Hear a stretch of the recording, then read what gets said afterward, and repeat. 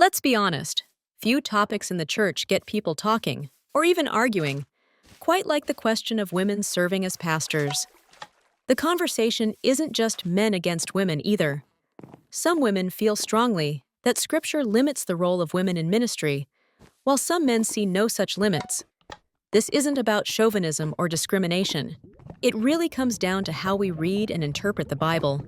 Some people point to Paul's words in 1 Timothy, "A woman should learn in quietness and full submission. I do not permit a woman to teach or to have authority over a man. She must be silent." That's a tough passage. Paul says God gives men and women different roles in the church, tying it all the way back to creation and the entrance of sin into the world. Because of that, some believe women shouldn't serve as pastors, since pastoring usually means preaching, teaching, and leading the church. Of course, this view has plenty of critics. One objection is that Paul only said this because women were uneducated back then. But if education were the main thing, most of Jesus' disciples wouldn't have made the cut either. Others argue that Paul was just addressing a problem specific to Ephesus, a city famous for the female-led cult of Artemis. Maybe Paul was just concerned that Christians looked too much like pagans. But if you read 1 Timothy, Paul never mentions Artemis or pagan customs as his reason. Some also say Paul was talking only about husbands and wives, not all men and women. The Greek words can mean either, but the context doesn't point to just married couples. When Paul asks men to pray without anger and women to dress modestly and do good, he's clearly talking to everyone, not just spouses. Then there's the argument about female leaders in the Bible, like Miriam, Deborah, and Huldah. No doubt, these women were bold, faithful, and led God's people at key moments. But the New Testament church is something new, with its own authority structure. What happened in Israel's history doesn't always map directly onto the church. We can't forget women like Priscilla and Phoebe in the New Testament either. Priscilla and Aquila, for instance, taught Apollos more about Jesus. Some notice Priscilla's name comes first in Acts 18, maybe suggesting she led the way. But honestly, the order of names changes from verse to verse, so it's hard to build a whole argument on that. All this can feel like a lot to sort out, especially if you're hurting, searching, or just tired of arguments. Maybe you felt overlooked or dismissed by the church. Maybe you're wondering where your place is. Here's what's true. God sees you. He knows your gifts and your heart. Jesus always lifted up those the world tried to push down. He welcomed women as disciples, spoke to them with dignity, and trusted them with the good news of his resurrection. And the church, at its best, should reflect that, honoring every person, listening for God's voice, and searching the scriptures with humility and hope. The truth is, none of us have the full picture. We all come to these questions with pain, history, and hope. But Jesus is still calling us, men and women, young and old, to follow him, serve each other, and build his church together. That's where real hope lives. Let's look at what the Bible actually says about Priscilla. Does it ever say she pastored a church, taught publicly, or led a congregation? No, it doesn't.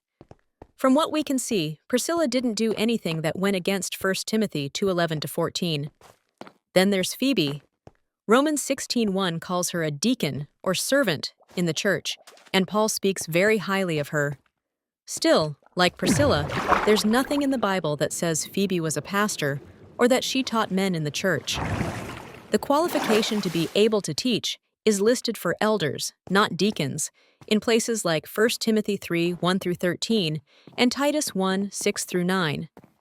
If you read 1 Timothy 2:11-14, the reason Paul gives for why women can't be pastors is right there. Verse 13 starts with "for," which means he's about to explain himself. Why shouldn't women teach or have authority over men? Paul says, Adam was created first, then Eve, and Adam was not the one deceived. It was the woman who was deceived. That's verses 13 and 14. So God made Adam first and then created Eve as a helper for him. According to Paul, this order matters, not just in the family, see Ephesians 5:22-33, but also in the church.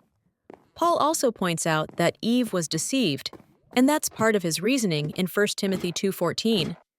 But let's be clear about something. This doesn't mean women are gullible or that they're always more easily tricked than men.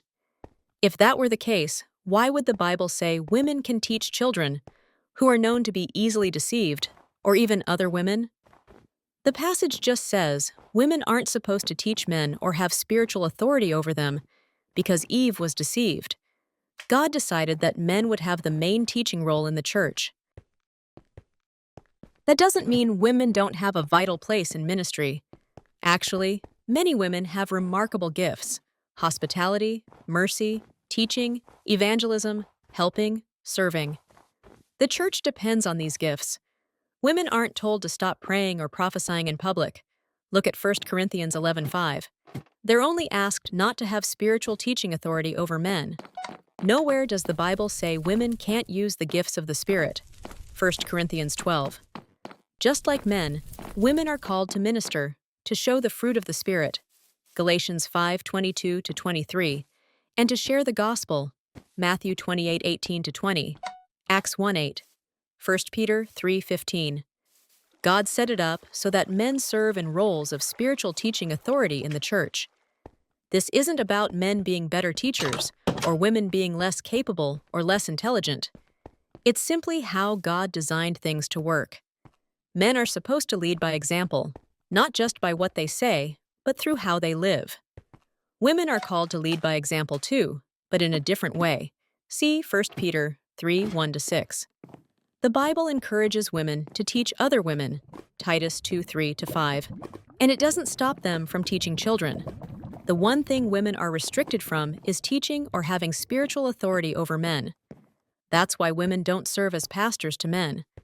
But this isn't about making women less important. It just points them to a different focus in ministry, one that fits with God's design.